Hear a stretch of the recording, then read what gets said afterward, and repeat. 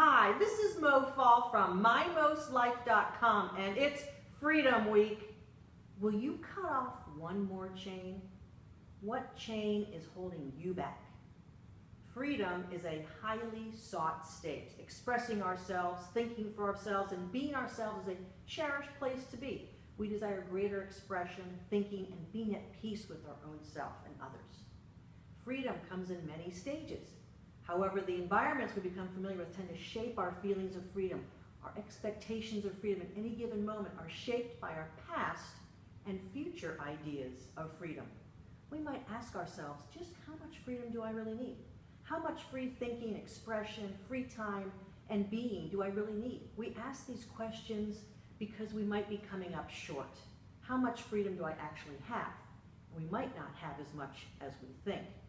If you download the idea sheet from this section, you'll be able to look at areas of your life that might be holding you back.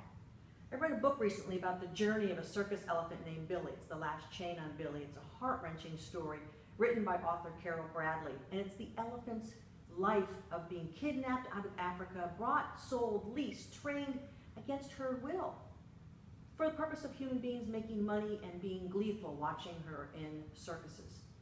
You know, we relate so well to these wonderful creatures because they embody so many human traits. An elephant walks the earth with grace and peace that we hope someday to attain. But yet many of them have endured hardships and training and living conditions that we wouldn't even subject to the lowliest.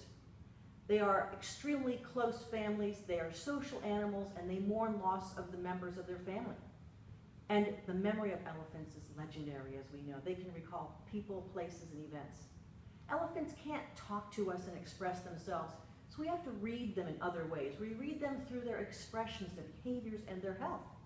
Billy, once rescued from her life of enslavement, was brought to the elephant sanctuary in Tennessee. This is a wide open place where elephants live and spend their senior years renewed and free to be the elephant they were born to be. Billy didn't want her final ankle chain cut off, though. It's just a reminder of how comfortable we get with our conditions.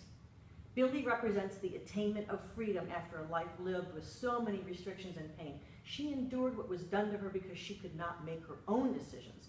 She was at the mercy of her handlers and owners.